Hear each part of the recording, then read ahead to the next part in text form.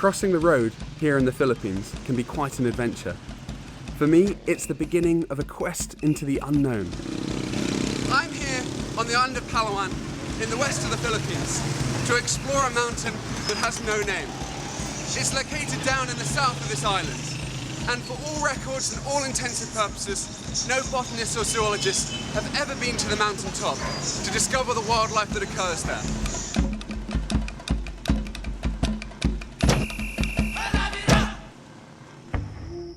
My name is Stewart McPherson. I'm here to hunt for these carnivorous, flesh-eating plants.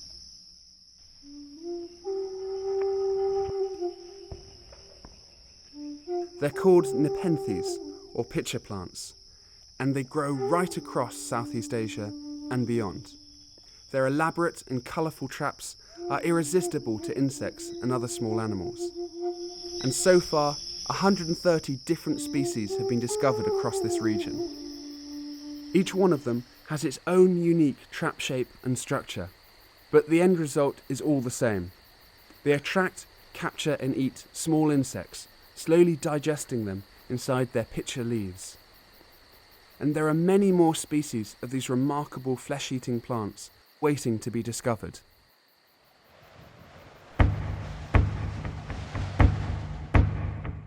For decades here in the Philippines, vast mountain ranges that have been too dangerous to visit because of political violence or their sheer remoteness are now becoming open to explorers like myself. And more new Nepenthes species are being discovered at a faster rate than ever before. The humid tropical climate of the Philippines is an ideal home for them. No wonder more new Nepenthes species have been discovered here than in anywhere else in the world. And even the local cabbies know of their extraordinary reputation. Mice! You could find a flower-eating mice! Wow! A flower that eats mice! Wow! So there's pitcher plants in the area.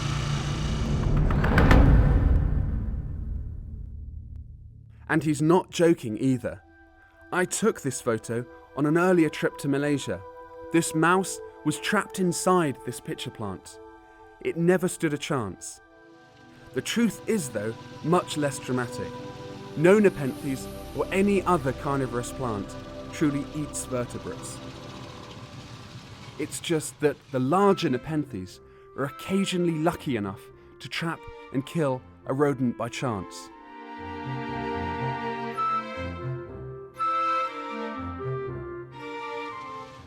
And it's on this island that you find some of the biggest flesh-eating plants of all. Big enough to put your whole arm in, as I discovered on a previous trip.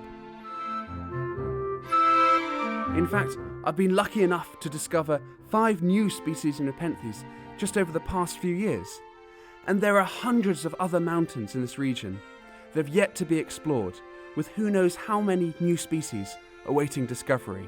The mountain that I want to climb lies 3 hours south of here. It's next to a huge mountain complex called Mount Victoria, and that in itself was only ever climbed and explored for the very first time just 3 years ago. So it's extremely interesting virgin territory. As I headed south, I caught sight of my goal. A huge mountain system rearing up in the distance.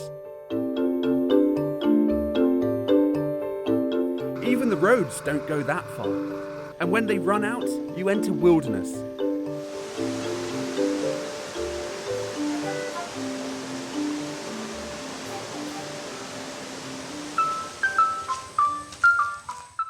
But even here, in this remote village, I was greeted not by the sounds of the jungle, but by an ice cream cart. Civilization has a long reach. Here I found 6 local hunters to help me as guides and porters. We soon left the village behind and pressed on. The men had cleverly built their own backpacks to carry our supplies. They told me they knew a path to the foot of the mountain, but no more than that. No one had ever climbed it. They didn't even know an ascent was even possible. the trails got narrower and the jungle started to close in on us.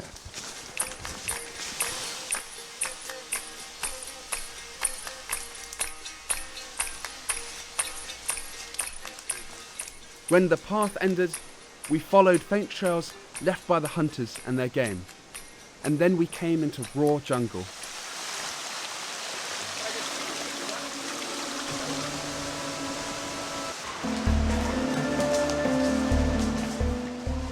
After a long and exhausting trek, we set up camp for the night on the banks of the last great river. And at that moment, we caught a brief glimpse of our destination. A huge steep-sided mountain lay before us, shrouded in cloud.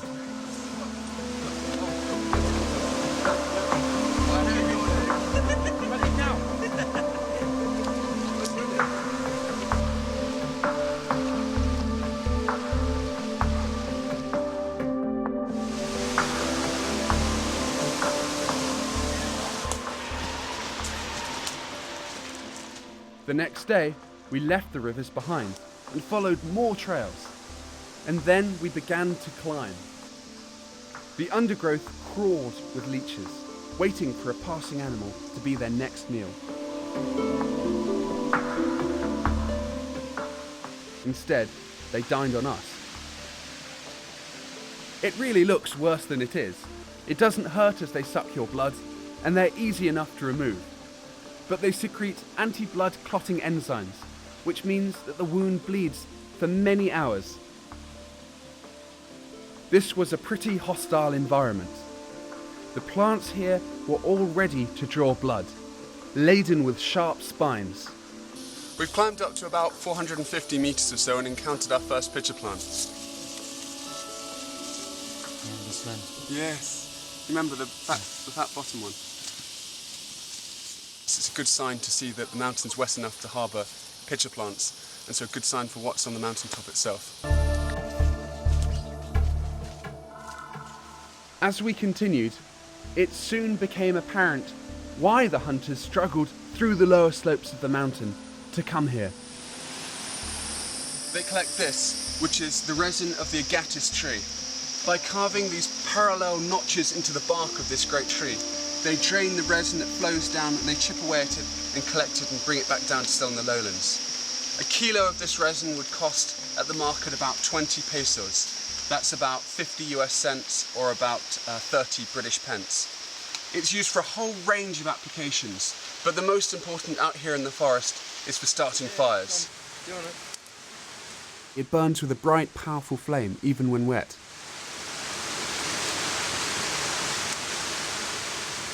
And so it is used by locals as an essential tool for starting fires, and it can even ignite green wood. The giant agatis trees have become critically endangered because too much resin collection kills the trees, and so the decline in numbers has caused a vicious circle, with the remaining trees being harvested with increasing intensity and frequency, killing more and more trees each year.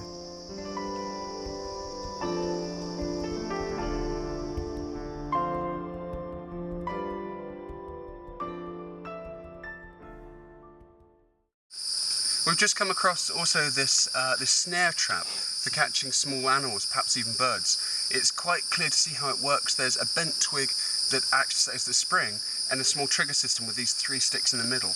And once that's released, it basically pulls together this rope in the middle that ensnares around the animal's leg and basically keeps it captive at this point until the hunters then come back and collect it. For our second night in the jungle, we made camp next to a small stream. We still had enough food for 7 more days exploring. The guides insisted we now had to carry our own water supplies. They didn't know if there were any more streams up on the mountainsides. The next day, our climb began.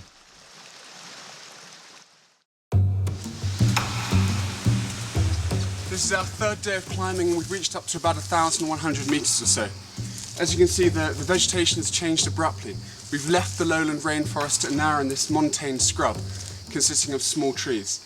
It looks really good Nepenthes habitat, but unfortunately it looks a bit too dry as well. We haven't seen any other species up here, so we're waiting really for the ridgetop.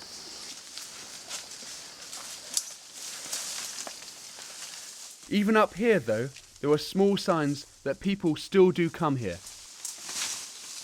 By the looks of things, it's very recently made. The leaves are still green. As you can see, everything here has been made from products from the forest. It's bound with twine and rattan. It's thatched with the palapa leaves, the rattan leaves themselves. As you can see, the hut itself is remarkably sturdy. It's weaved together with the rattan itself, and this probably can take 2 or 3 people quite easily. The weaved roof itself is very, very secure, very, very watertight. It's actually weaved in multiple layers, bound together very, very tightly. So it's easy to imagine that this shelter would make an excellent place to sleep on these exposed and windswept hillsides. All around on the outside of the house, there's small heaps of rice husks. So clearly they would have brought up the raw rice to sustain themselves for several days, perhaps even weeks. And down here in this little branch, there's this hollow with this pounding stick that I found just here. And so it seems very likely that they would have pounded the rice, perhaps to make flour, to put together bread, or perhaps other small loaves. Later, I was told that the shelter was most likely built by the Taut Batu, an indigenous tribe from this area. This was the last trace of human presence that we would see. There were no more trails to guide us.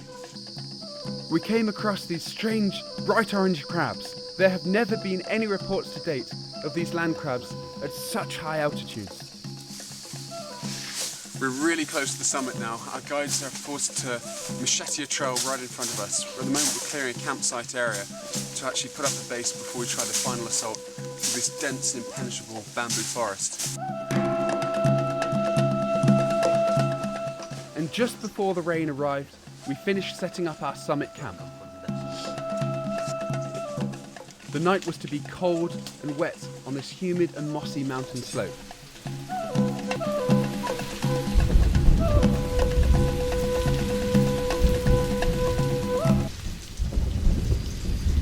For breakfast the next day, everything was wet.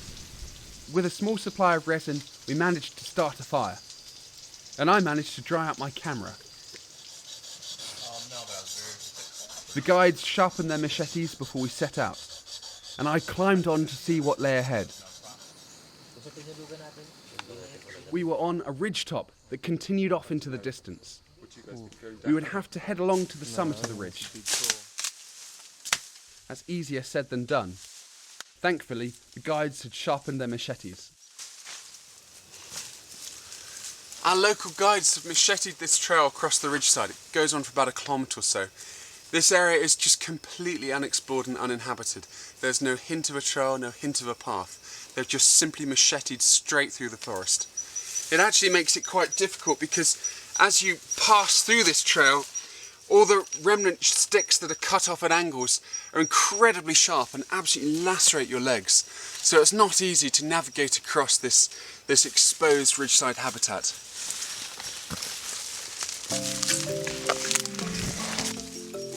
And we've just reached the cloud forest on the slopes of this mountain. We've also started to encounter our first pitcher plants. Here's one, and there's many others all around me. It's quite difficult to determine exactly what the plant is because it's growing at the very bottom of its altitudinal range and it's struggling to survive. So we have to climb up higher to determine really what it is.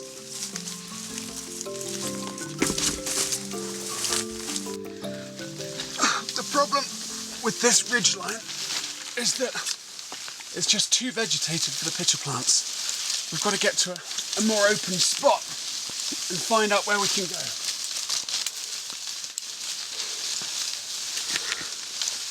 All along this ridge, there's nothing but trees. It's too shady, too dark for the pitcher plants. But out there I can make out a perfect peak. A big rounded shoulder standing 200 or 300 meters above where we are now. That can look really, really good. That's where we've got to go for. But suddenly and unexpectedly, we emerged from the impenetrable forest into the middle of a highland swamp.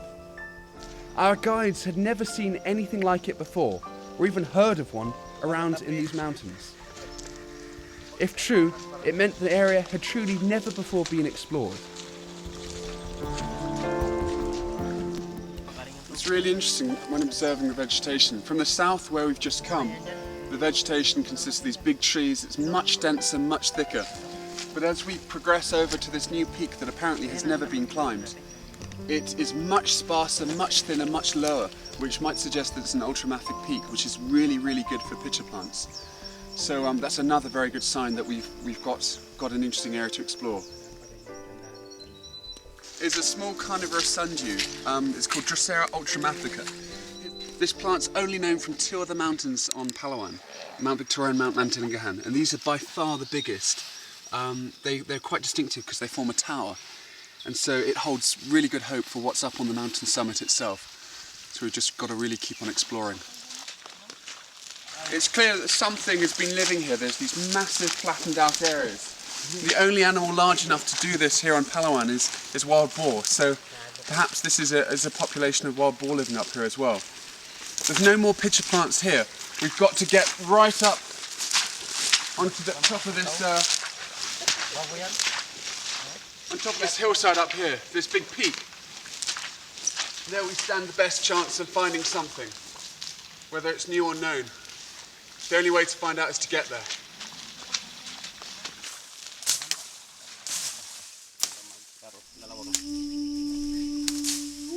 And here is the first plant that we've seen with pitchers. These are the basal pitchers, or the lower pitchers, produced by young plants growing on the forest floor. It's really quite interesting because these traps are similar to species of pitcher plants growing in Palawan, but they're a little bit different. They're much squatter, and the structure and the coloration is a bit different as well. So it does give hope this plant could be a new species, but really we have to see the upper pitchers and other plants growing in full sunlight to really be sure.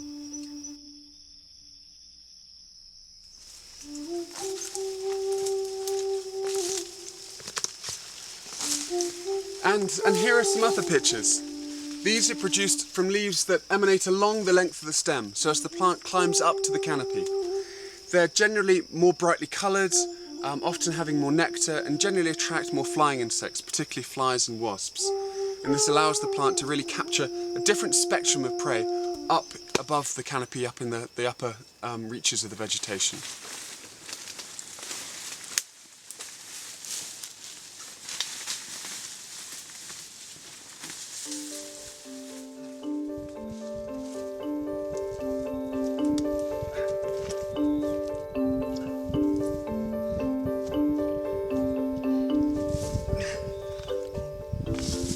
Just a few meters still to the mountain summit, and it's very interesting to note that this ultramafic rock has eroded to form sheer blades.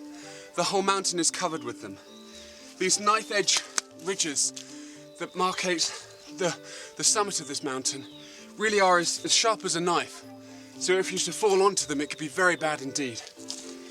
And climbing across the summit, it's easy to find this new pitcher plant growing everywhere. And just looking at this plant, here's a picture right here. Just looking at this plant, I can conclusively say that it's new. It's different from all of the other species from this island, and indeed from across the Philippines. The structure of the pitcher and the shape of the leaf are different from all of the other species known here. So it's clear to say that this plant is new to science. After exploring this population on the mountain summit itself, this is pretty much the largest pitcher that we've discovered so far. It's about 25 centimetres or so tall, and as you can see, brightly coloured with yellow, purple and green coloration.